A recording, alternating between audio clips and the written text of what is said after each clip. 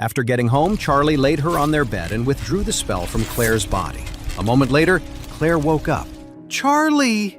Claire's eyes fluttered open. When she saw his face, relief washed over her, and she immediately burst into tears. Charlie quickly comforted her. "It's okay, baby. Don't be afraid. I brought you home."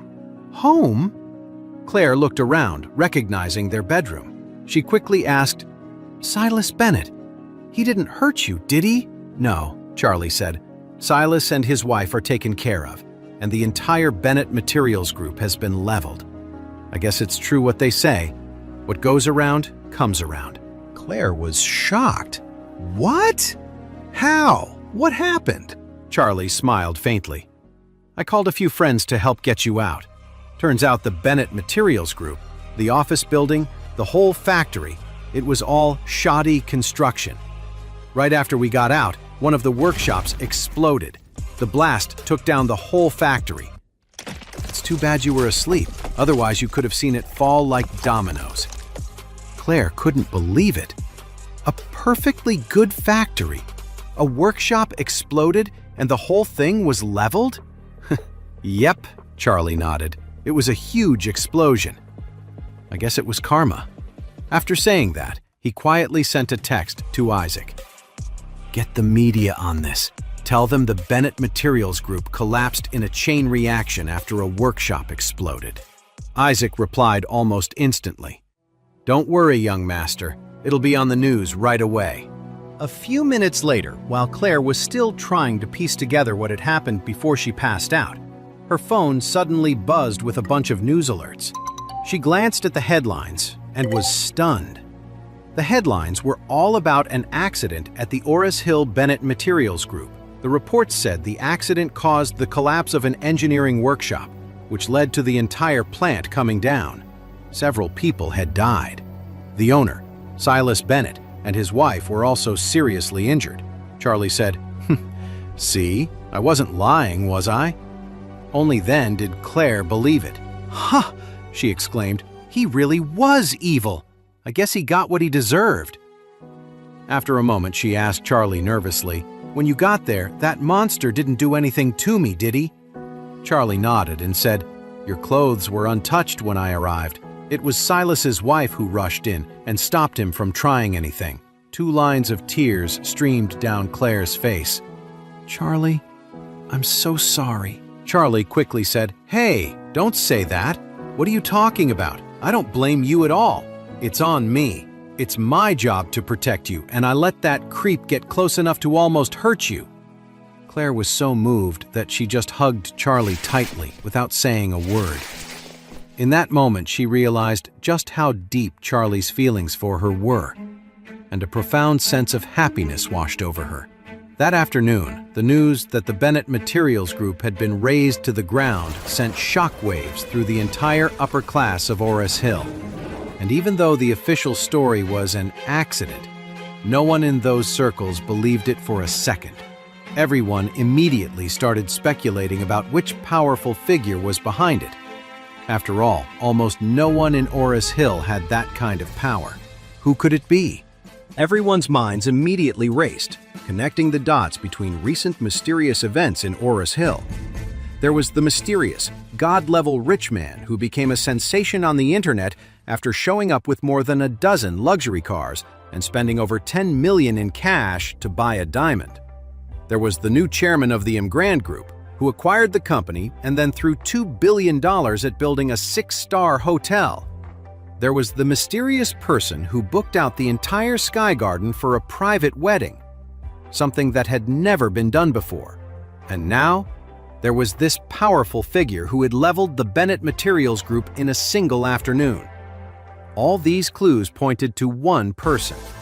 The only person who fit all these descriptions was the mysterious chairman of the Enraged Group. Besides him, who else had that kind of power?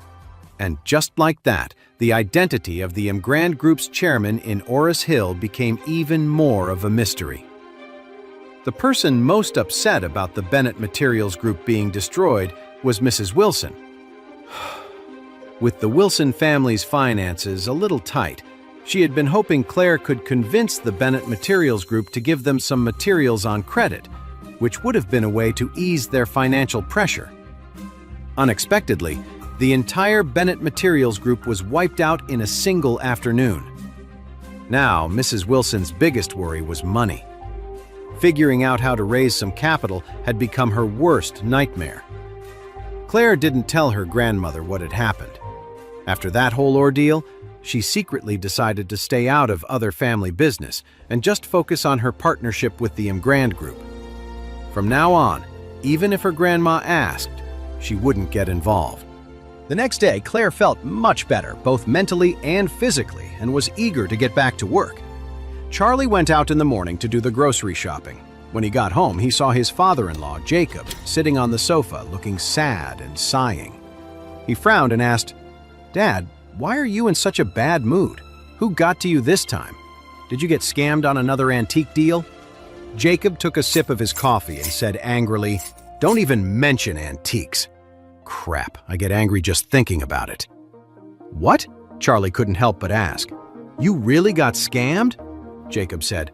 "No, it's because of the tickets for the auction at the collector's vault." Charlie asked, surprised, "What's the collector's vault?" "It's a club run by the Oros Hill Community Center," Jacob explained. "They hold these high-end auctions for collectibles and antiques. They sell all sorts of amazing things you can't find anywhere else. All the major families get a spot to attend." As Jacob spoke, a look of fascination crossed his face. But then he said in a frustrated voice, "The Wilson family only got one invitation letter, and your grandma actually gave it to Harold.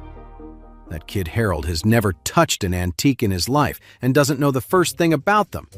What's he going to do there? Just embarrass himself." Charlie knew his father-in-law was obsessed with antiques, and that missing this opportunity must be killing him. So Charlie smiled and said, "Dad, if you really want to go, why don't you just buy an invitation from a scalper?" Jacob waved his hand. "The Smith family organizes the auction at the collector's vault. The Smith family is the most powerful family in Oros Hill. So many people want in, there's no way you can just buy a ticket." Charlie smiled. An auction organized by the Smith family? He remembered Warnia, the eldest daughter of the Smith family, had practically begged him to help identify some antiques. A small thing, like getting a couple of invitation letters, should be as simple as just asking her. With that in mind, Charlie said casually, "I know a few people from one of the big families here in Oros Hill. It shouldn't be too hard to get 2 invitation letters." Jacob didn't believe him for a second.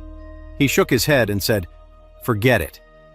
What kind of important friends could you possibly have? They're probably just friends of friends. There's no way they could have connections to the Smith family." Charlie didn't bother arguing. He just went downstairs, pulled out his phone, and called Warnia. "Miss Smith," he said, "could you help me get 2 invitations for the Collector's Vault auction?" Warnia answered right away. "Mr. Charlie, are 2 enough? If not, I can get you a few more." Charlie replied, "2 is plenty. I'll be attending with my father-in-law." Jacob was the only one who was into that stuff. Clare and Elaine couldn't care less. Even if they went, it would just be a waste of time for them. Besides, after that incident at the vintage market, Charlie knew what Jacob was like. He'd have to go along to keep an eye on him. Otherwise, Jacob would get swept up in the excitement and get scammed out of his last dime. And anyway, he was also curious to see if there were any rare elixirs or treasures at the auction. Speaking of treasures, Charlie couldn't help but think of that engraved blessing stone. It had disappeared after he saved Elsa. He figured he must have lost it while rescuing her. He even went back and retraced his steps that day, but couldn't find it.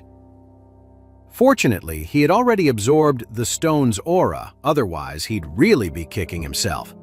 Since the collector's vault was known for auctioning off precious treasures, maybe he could find something else worthwhile there.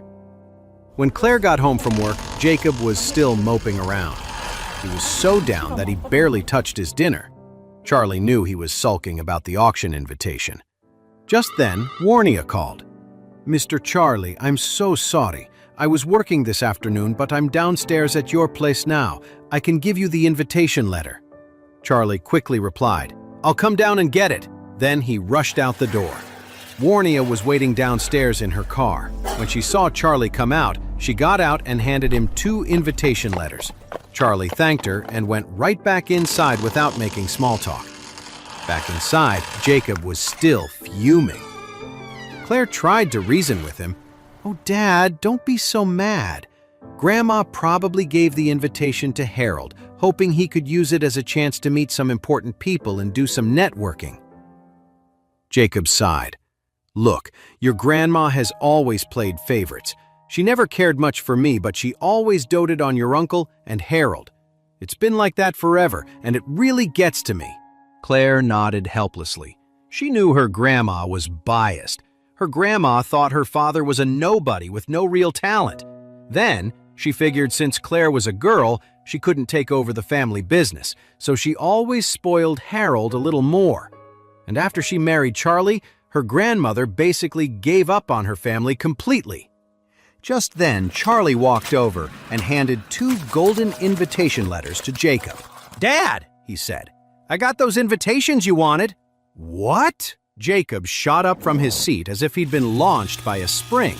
He snatched the invitation from Charlie's hand, tore it open, and looked inside. He was so excited that he was speechless. Claire, standing next to him, was just as surprised. She took the invitation from her father's hand and looked at it. It was really an invitation from the collector's vault. "This is great! Charlie, you really are my good son-in-law." Jacob's face was flushed with excitement, too thrilled to say another word. He reached out and clapped Charlie on the shoulder.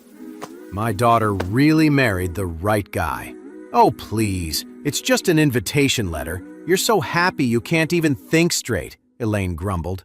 Jacob clutched the invitation tightly and shot back at Elaine. "What do you know? This is an invitation from the collector's vault." Then he smiled at Charlie and said, "Sit down, let's eat." He turned to Claire. "Go get that bottle of vintage wine from my room. I'm having a couple of drinks with my son-in-law tonight." Elaine glared at Charlie, seeing how happy Jacob was, but she kept her mouth shut. Claire was happy too, but she was also a little suspicious.